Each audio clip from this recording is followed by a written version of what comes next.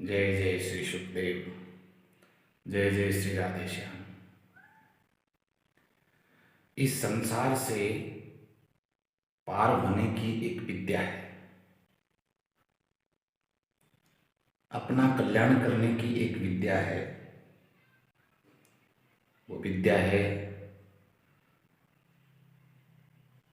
मनुष्य का जो धर्म है, मानव धर्म, उसका पालन करते हुए, यानी एक मनुष्य की, इंसान की भांति सात्विक जीवन जीते हुए भगवत भजन कर लेना, भगवत स्मरण कर लेना और इस संसार में रह करके सबकी सेवा कर लेना, ये सबसे बड़ी विद्या है जिससे हम भगवत धाम के अधिकारी हो सकते हैं।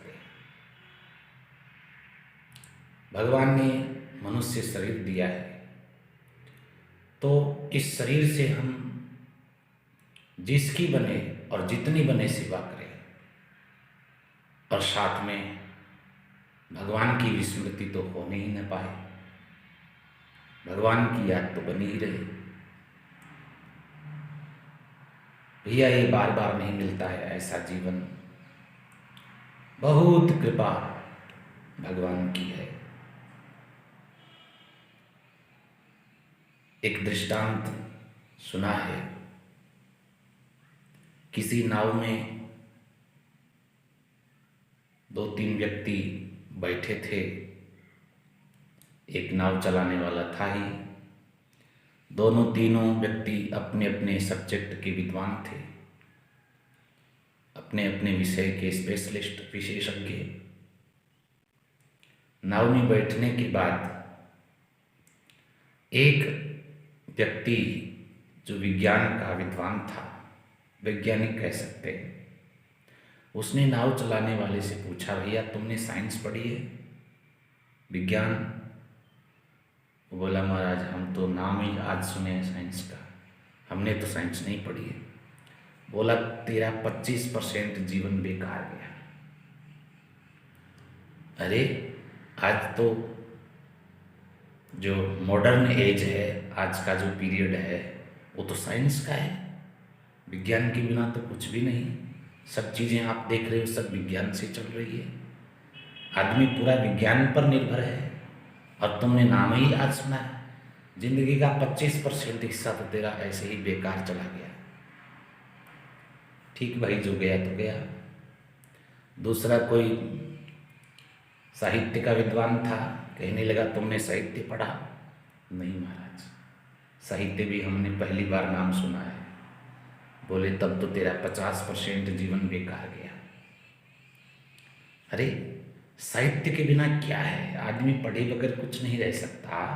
ये बहुत सारे ग्रंथ हैं, छंद रस अलंकार क्या क्या होते हैं, क्या आनंद है साहित्य में, और तुमने वो आनंद नहीं लिया। साहित्य के, काव्य के आनंद को तो विद्वानों ने ब्रह्मानंद सहोदर कहा है, तो तुमने उस काव्य के आनंद को नहीं अनुभव किया। तेरा 50% जीवन तो ऐसे ही चला गया। नाविक बोला, भाई जो गया सो गया, अब क्या करें, नहीं पढ़ा। तीसरा कोई इतिहास का विद्वान कहने लगा, तुमने इतिहास पढ़ा? बिल्कुल नहीं पढ़ा, तेरा 75% जीवन बेकार गया। इतिहास के बिना, राजनीति के बिना क्या है? दुनिया में कौन कहाँ क्या राजा है, कौन प्रधानमंत्री बनता है, कौन राष्ट्रपति बनता है, कैसे बनता है, कौन कब कब कैसे हुई, हमारा पीछे का इतिहास मानव समाज का क्या है, ये सब चीज़ें तो तू जान ही न पाया। ज्ञान तो होना चाहिए। तेरा 75% जीवन बेकार चला गया। वो बोला, सो गया सो गया। अब इतने में नाव डगमगाने लगी। नाविक को पता चल गया कि अब गड़बड़ हो सकती है, नैया डूब सकती है। तो उन तीनों विद्वानों से वो पूछने लगा, भैया तुम में से कोई तैरना जानता है? बोले, तैरना तो हम तीनों ही नहीं जानते। तो महाराज हमारी कोई 25, 50, 75 जितनी गई सो गई, और कुछ रही तो है। अगर तैरना नहीं जानते तो आपकी पूरी 100% जिंदगी अब बेकार जा रही है। इतिहास, विज्ञान और साहित्य के भरोसे इस जीवन को बचाना चाहो तो बचा लो। 100% जा रही है। तैरना नहीं सीखा तो डूबोगे। नाव वाला तो कूद गया, तैरना आता है उसको। तो तात्पर्य ये है कि संसार से पार होने की भी एक विद्या है। ये जो इतिहास, विज्ञान और वो सब चीज़ें जो है, एक तरह से जरूरी है जितनी सीमा में है, लिमिट में, और जितना हमको निर्वाह के लिए जो जो पढ़ना चाहिए, सामान्य जानकारी, सब अपनी जगह ठीक है।